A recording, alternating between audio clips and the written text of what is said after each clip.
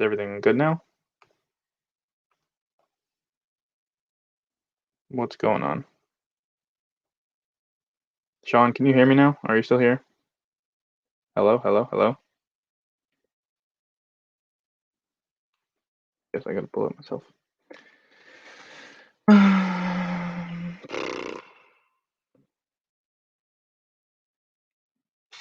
Hello? Oh, okay. I'm heard. But no, as I was saying, um, John Thompson passed away on Sunday, and he was the coach for Georgetown, and he had major impact in terms of college coaches and NBA coaches. Um, he was one that he taught black kids to believe that they were valuable, and the athletes among they then knew that he was talking about them. Hello, Caitlin. Um, Not only him, um, who else? I now forget. There's so much stuff that happened.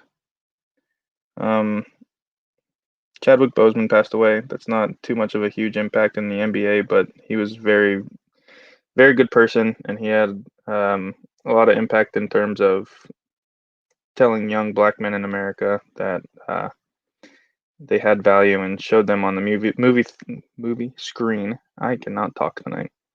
Um, he had a big impact in the dunk competition, dunk contest in the NBA not too long ago, 2 years I think.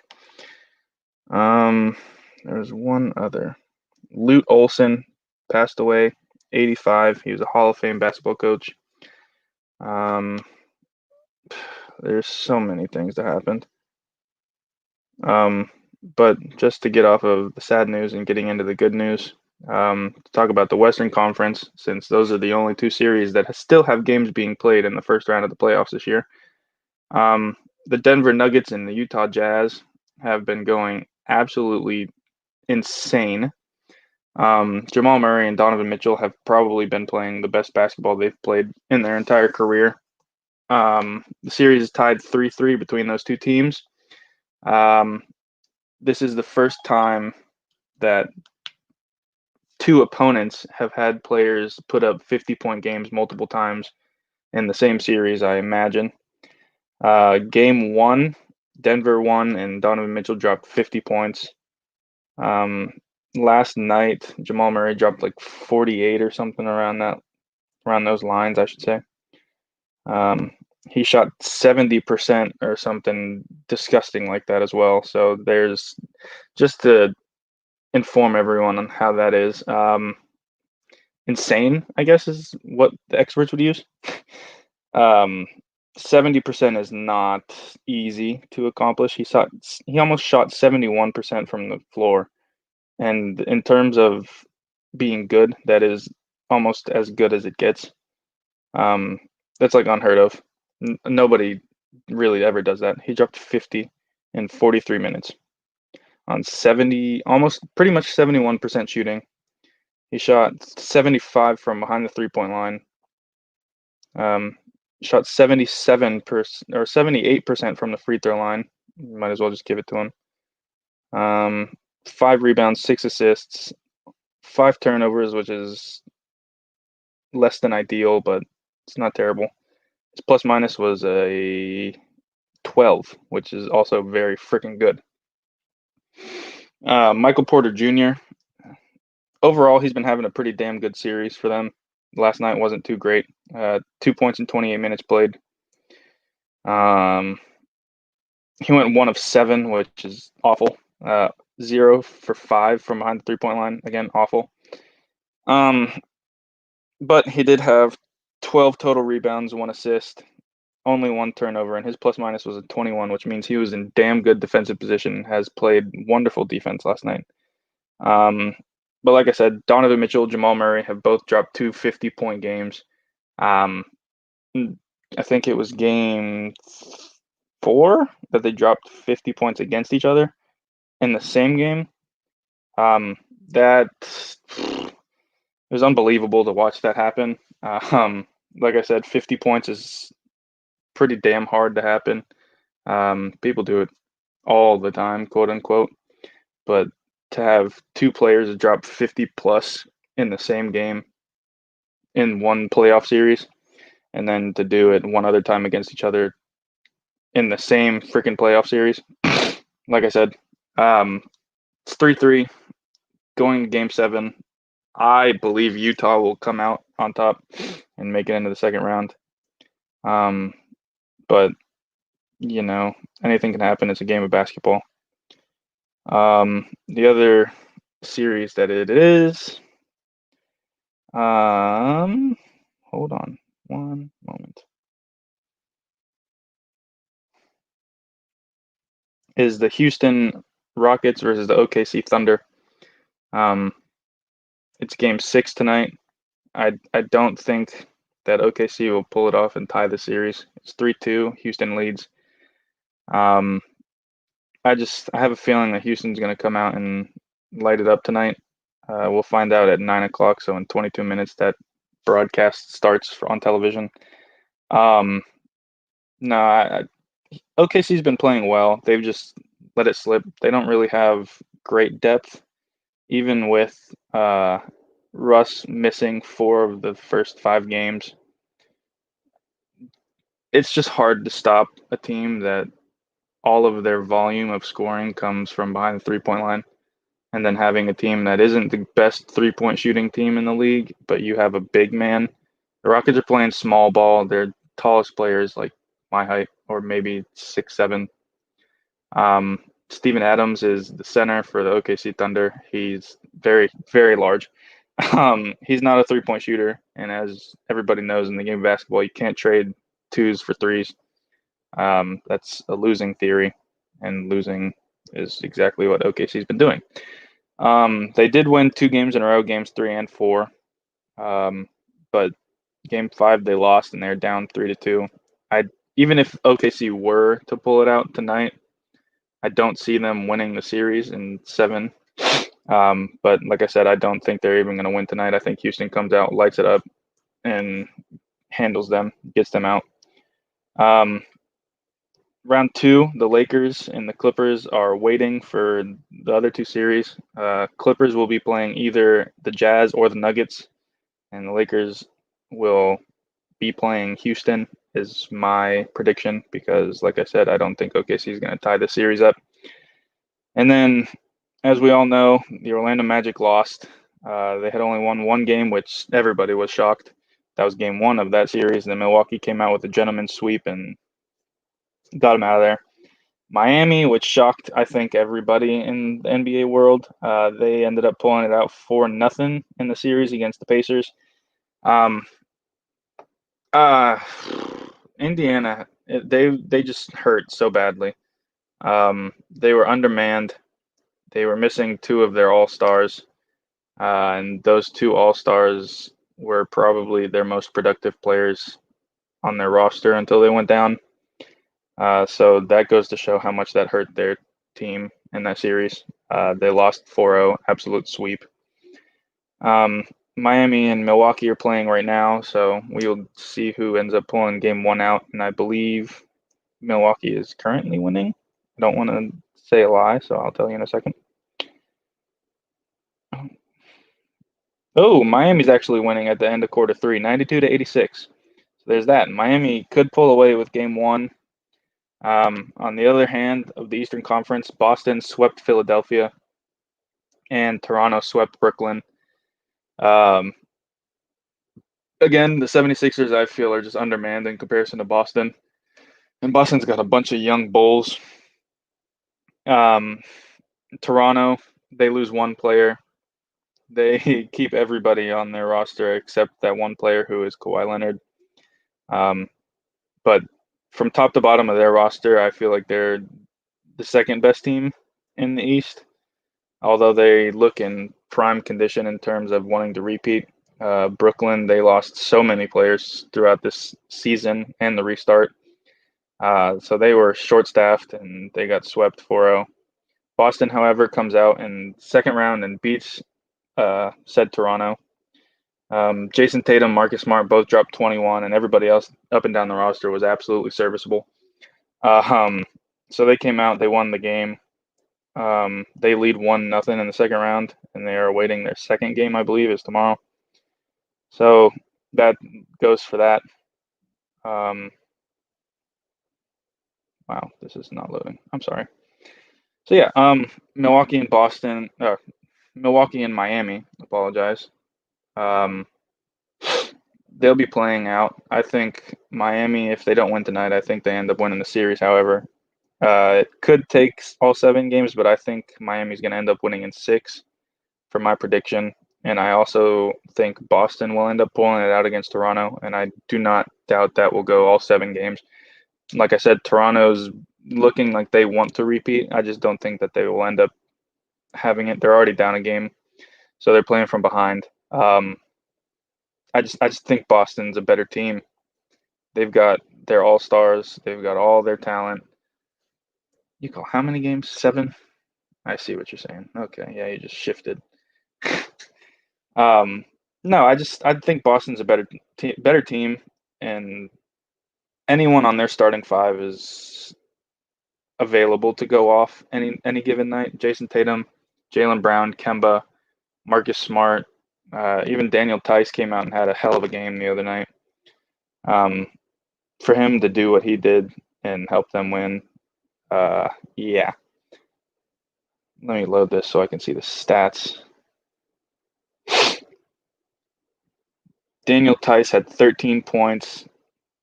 So, I mean, it's 13 points, but he had 15 total rebounds, only 4 turnovers, 1 assist. He made all his free throws. So, I mean, as a center, that's serviceable to be not one of the top 5 centers in the game. However, everybody else in their starting lineup, Kemba Walker dropped 18 points, Marcus Smart 21, Jaylen Brown 17, Jason Tatum 21. They all had impeccable games.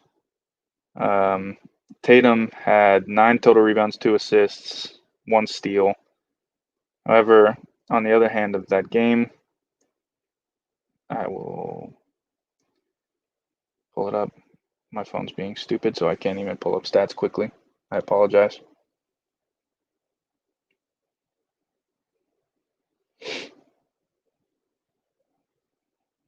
For Toronto, OG Anunoby had 12 points, which that's right around his average. Um, he shot 66% from the field, same thing, field goals. But he had 7 total rebounds, 2 blocks. Pascal Siakam, who you would expect to be the best player on the Raptors because he was on the rise whenever Kawhi was there, he only had 13 points. He played the same amount of time as OG Anunoby, and he's supposed to be the star of that team. He only had 1 more point than him. He shot 5 of 16 from the floor, which is absolutely poor. He only had 3 rebounds, 2 assists. He had 2 turnovers, but 2 steals. The other person you would expect for them to have to be the quote unquote leader of the team, who in the first round, he had a hell of a series. Fred VanVleet, he played 38 minutes, which I believe, yeah, it is the leading minute giver of the whole roster. He only had 11 points. He shot 3 of 16 from the floor. That is 18.8%. He shot 18.2% from 3, which is 2 of 11. He made 1 of 5 from inside the line and 2 of 11 from behind that line. He only had 4 rebounds, which I understand he's a shooting guard / point guard, so you don't really want him getting all of your rebounds unless he's Russell Westbrook, but he's not, so 4 rebounds is just about the average for him. He had 8 assists, however, so it's pretty good, almost double-digit assists, but he had 6 steals. 6 steals is really hard in the NBA. I understand that it's measly 6, but in the game of basketball, it is actually hard to get a steal. Like, he had 6 steals. Pascal Siakam had 2. Marc Gasol had 1, and Kyle Lowry had 1. That is all the steals on their entire roster. I want you to understand. It's difficult to get a steal in the game of basketball. You would expect it to be easier, but it's not. It's difficult. So 6 steals is very impressive. So his defensive production was a lot better than his offensive production. However, Kyle Lowry had 17 points in his 34 minutes played, which is the highest scorer in their entire game. shot 5 of 12 on the game. He had 6 rebounds, 8 assists, but 5 turnovers, which is poor from your quote unquote leading point guard. 5 turnovers is not what you want to hear. Serge Ibaka played 26 minutes off the bench, 15 points, which is good for him. He had 9 total rebounds, which is good for him. He led the team in rebounds. He had only 1 assist, which is fine, but 0 blocks from your best shot blocker. You would expect Serge. His nickname used to be Ibaka, so Serge, no blocks on the game is upsetting to hear. Norman Powell, who came off the bench, he played 26 minutes as well. He only had 10 points.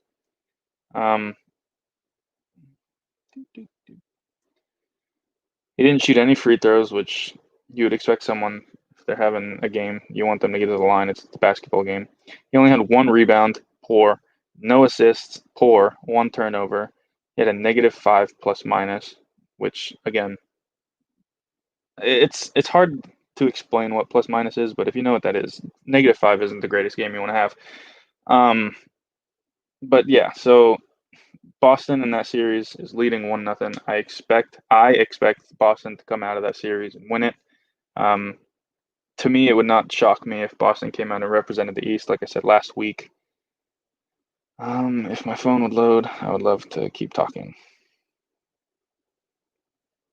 Give me 1 second. The Lakers, they beat the Blazers, and as much as I am a fan of LeBron and his basketball career, he is in year 17, and what you have to expect is that he is going to start to fall off. I understand it is difficult to notice that somebody is falling off if they are still technically averaging what they have averaged their whole career. His points have gone slightly down. I believe he used to be averaging like 28 points. Now he averages like 26 or something around that. But to balance that out, he has upped his assists per game and upped his rebounds per game. He dropped a 36-point triple-double, as well as Anthony Davis dropping 43 points, which is now the highest points in a playoff game since Kobe Bryant in like 2002. That was 42 points prior. So they are now awaiting in the second round, getting a little bit of a break. However, in that game that LeBron dropped his triple-double with Anthony Davis having 43 points, they only beat a Portland Trailblazers team by 9, and they did not have their leading name in Damian Lillard. He was back in Portland already because of a knee injury. I don't want to sound like I'm being an asshole because I'm not.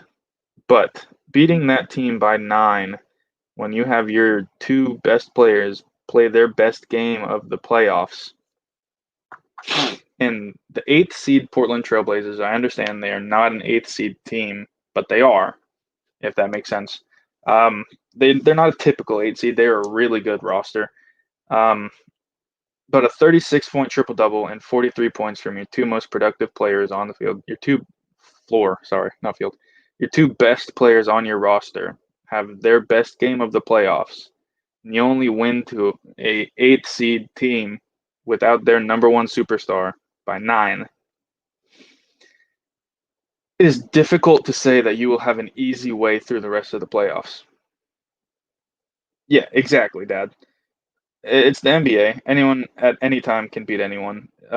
It's how it is in every sport. But I mean, to say the Lakers are gonna represent the West now, seeing it how it went out, I understand they won 4-1 in the series, but they had one game where it was ugly. Like they won one game where it was very impressive.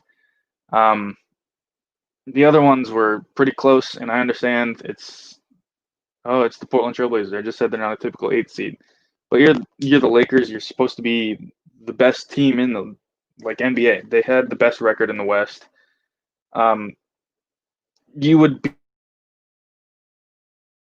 be expect easily, but they didn't.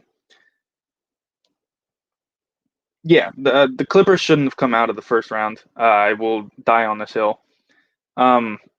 if Porzingis doesn't get ejected in game one, the Mavericks win.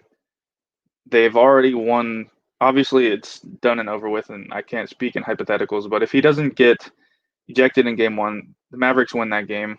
Clippers had only won by 6 without their second best player, like without the Mavericks' second best player, that is. Um, so the Mavericks win that game in my eye. Obviously, this is past wishes.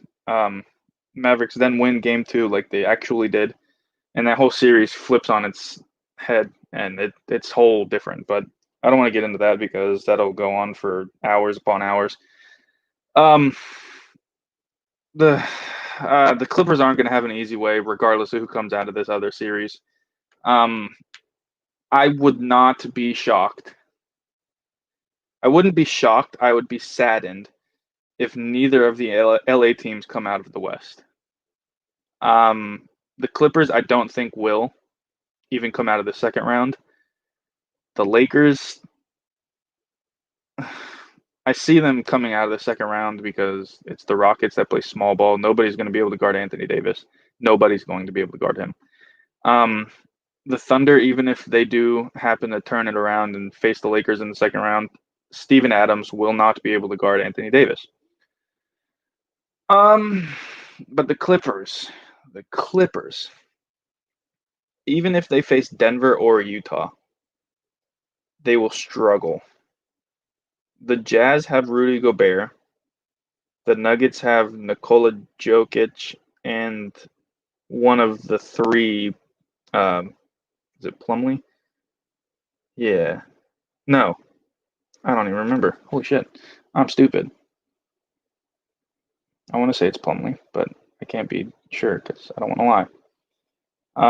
But however, the Clippers are going to struggle with whichever team comes out of this series in Denver or Utah because the Clippers I don't think are really as good as they were hyped up to be.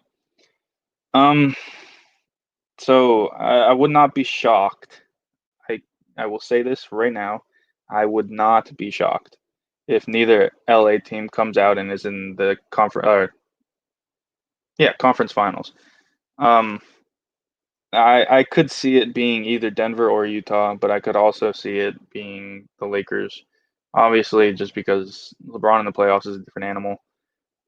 It is year 17 for him, and it's going to be difficult, especially if somehow, some way, the Rockets take them to 7 games. Uh, a long season, we've seen in the past how it can wear players out, including LeBron, including Steph Curry, KD, Klay Thompson. You see how it wears people out. It wears them down if they have long seasons, long postseasons. Um, so year 17, he's gonna have to have his role players step up. He's gonna have his bench step up. LeBron is. That's what I'm talking about. Um, and if they don't, they're gonna get washed. Um, so that's that. Um, Boston coming out of the East is what I could imagine. I'll argue it. It's arguable. Miami could be the team. Milwaukee could be the team, even though I don't think Milwaukee will be. They're known to crash under pressure in the playoffs. We've seen it plenty years prior. Toronto wouldn't shock me just because how good they look outside of last game, like I said. So really, all three teams. I I'll allow the argument of all 4 teams out of the East, just because they're all entertaining. All the teams look good. There's counterpoints to certain teams that are more measurable than the actual points for them to make it. Um, Miami, really good team. They got a center that could practically play point guard. They've got chip on their shoulder. They play with absolute attitude, and I love it. Boston, same thing, except they don't have a center that could play point guard. Daniel Theis is not that good. They've just got 4 other people who are all very, very good. I'll even say superstars or future superstars for sure. Jason Tatum, I posted it in the group. He's going to be the next Mamba mentality represented player. Whatever they call it, whatever nickname they give him, he is that man. Jaylen Brown's really freaking good. Kemba is that point guard that they needed. We said it last week. He is the true point guard that the roster needed, even if it doesn't mean that they come out. I think they will. Um, Toronto, again, they lost one player and they look like they can repeat tomorrow. Milwaukee's done it so many times. They've been into the playoffs and they don't make it to the finals. And in the West, it's hard to argue which teams. Obviously, everyone that is a LeBron fan will say the Lakers. I am a LeBron fan, but even I just don't know. Depending on how hard it is for them, I just don't see it happening. If Denver or Utah beats the Clippers, the Lakers could have a very hard time, depending on which team it is. Well, regardless of which team it is, actually. So it's hard for me to say the Lakers. Utah and Denver, they're all young, but they have absolute dogs. Donovan Mitchell's been playing a hell of a series. Jamal Murray's been playing a hell of a series. Um, so yeah, that's the playoff talk. Um, Most improved player was announced today, Brandon Ingram. Um, Opinions, I don't know. It's a good pick. It makes sense. On the Lakers, he wasn't the greatest like he was supposed to be. He was supposed to be the next Kevin Durant style player, long, lanky, can score from anywhere, and he just wasn't. And then he went to the Pelicans in that trade for Anthony Davis. He got pretty good. I will say that. He did very well for himself. Um, I just don't know if I would agree with him being most improved player. Bam Adebayo for the Miami Heat, like I said, he's a center that plays point guard. Um, I just I think he would be more of a, or at least I thought he would have been more of a player that would make sense to get best most improved. He was available for it. He was in the he was one of the finalists. I, so I don't know. I don't understand that. But congratulations, Brandon Ingram. Uh, yeah, that's true. They did allow him to blossom in New Orleans, but I just don't know. Like Bam Adebayo last year, he was good. He was really good. But this year, he's like leading their team in just about everything except 3 points made. Um, so it's whatever. It's over and done with. It's voted for and it's been awarded to Brandon Ingram. But like, come on. Um, Charlotte Hornets announced that they were having a new jersey, or not having a new jersey. They announced what the new jersey is. It came to a shock for me that they had a discussion of making a new jersey, but they did it. And give me 1 second, and I'll show it. Um, Share my screen with you guys. Make sure everything's gone. I don't really need to share audio, but we'll go for it. So give me 1 second. Here we go. Screen share. This is their new uniform. It's not too different. They kind of went back to their old school. They got rid of as much purple as they had. Um, it's really nice. Where's the front photo of the blue? Like they got rid of as much purple as they used to have, but it's still there as the outline of the letters, just to have it in there. It kind of looks like their old school ones. It is a video, but I don't want to play it because it's kind of pointless. But that's what it looks like now, full view. Let's see if I got it. I guess I'll play it.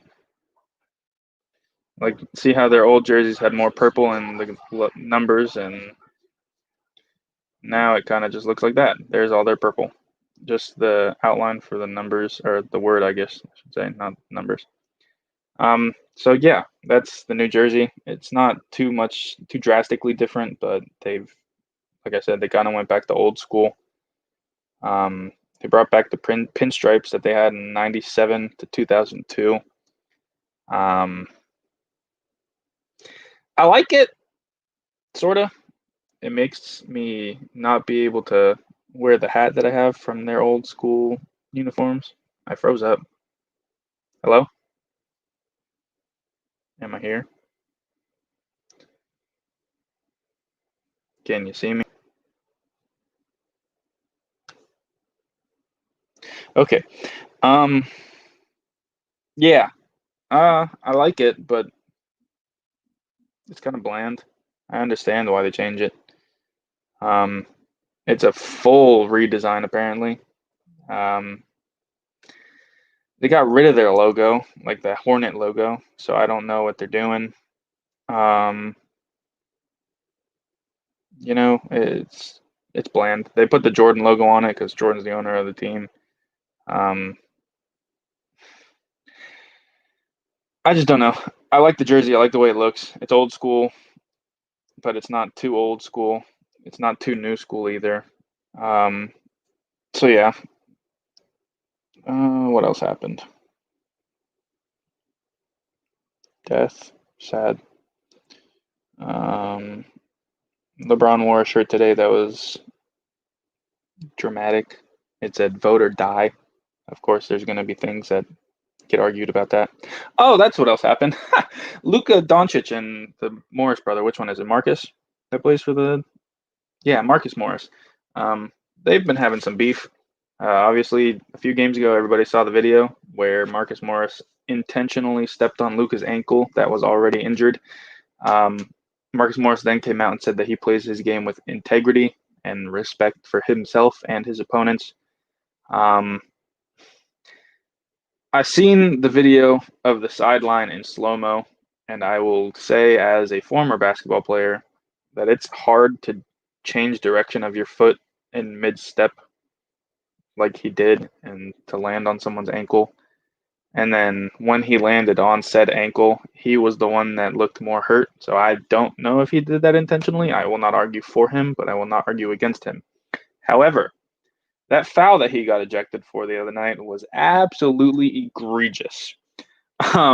He came down with an absolute karate chop and slapped the hell out of Luka Doncic on his head. Luka then got up from the floor after being knocked down with said foul and was looking like he wanted to fight. He was held back by, I don't remember the teammate's name, but yeah, some other European that plays for that team. Um, so they have some beef. Obviously, that series is over, so there's no fight that we'll be able to see soon. But assure you, next year, when the Mavericks and Clippers play, if they do play next season, that beef will continue if Marcus Morris is still in LA. Um, Going back to the Blazers Lakers, everybody knows that Carmelo Anthony came back and was playing for the Blazers. Him and LeBron have had a friendship for 20 years. Um, for reference, that's almost as old as I am. Um, so after LeBron beat him, they had an emotional talk, and LeBron said, "Hey, I'm proud of you. Like, good work coming back. I'm sure. I can't tell you exactly what was there because I didn't hear it." But then he made an Instagram post about it, saying, "Oh my God, thanks for being a friend. So close. You're like a brother to me." They're really good friends outside of the league. Obviously, they're really good friends in the league too. But when you're on the floor, you're not friends. Um, oh, Clifford Robinson was the other death in the NBA. Another really sad one. Um, so yeah, really big deaths in the NBA, and it's been pretty sad. Clifford Robinson was 53. He was a former All Star back in the 1993. He was Sixth Man of the Year that year as well. So I mean, there's been some pretty huge names that have been dying around right now, and it's sad times. This year's trash. I'll say that again and again. Hate everything about 2020. Um, so yeah. Who else? What happened? Chris Paul. Oh yeah, the playoffs were postponed certain series because of everything that's been going on. Chris Paul came out and said that it was a good postponement so they could reset mentalities. Um, he said having those 2 days were very emotional and they were able to rest and refocus on basketball. Um, Pelicans owner and Saints owner Gail Benson came down with coronavirus, so that's no good news, but she seems to be okay. We haven't heard anything else. No follow up yet. Um, I don't know if anybody saw, but the WNBA players came out and they had a very powerful movement They were all wearing shirts that spelled out Jacob Blake, and they all had bullet holes in the back. For those of you who don't know, that is very meaningful in terms of current events. I'll not go into further details. We had a show the other night about it. Just respect people. Don't get too much into political arguments. Black Lives Matter. I'll say that again and again and again. Let athletes have their platform. They're obligated to it. That is their right. They can use their voice and their platform however they choose. NBA and MLB, NFL, NHL, PGA, PBA, the Bowling Association. Anyone who's a professional athlete, just let them have their platform. Let them use it. You're not there. You don't know what's going on in their life. Don't tell them that their opinions don't mean anything, please. But yeah, that's pretty much all. I'm gonna check back on the Miami Heat game, see what's going on, and then after I update that score,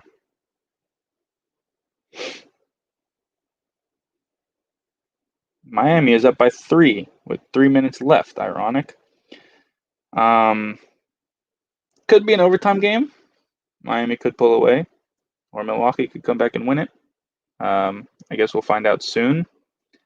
But that's pretty much all that needs to be talked about tonight. I didn't have any guests, so nothing else really to bring up. Thank you guys for being so involved this week.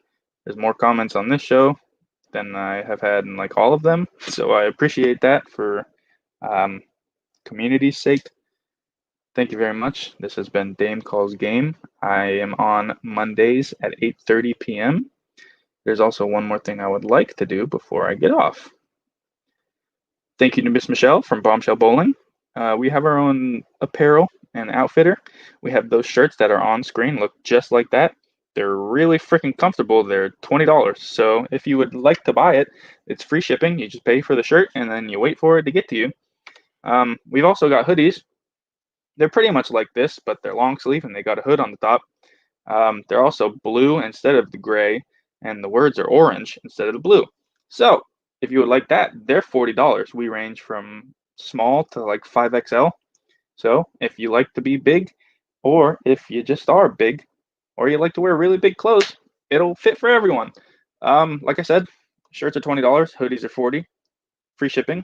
Just purchase the stuff and just wait for it to get to your door. It's getting to that time of year. Obviously, I'm in Florida, so it won't be too cold, but I'll still be getting a hoodie because I love them. For everyone else that's up in Pittsburgh, since that's where Loudmouth Sports Talk was originated and founded and owned by, it's going to be pretty damn cold, so get a hoodie.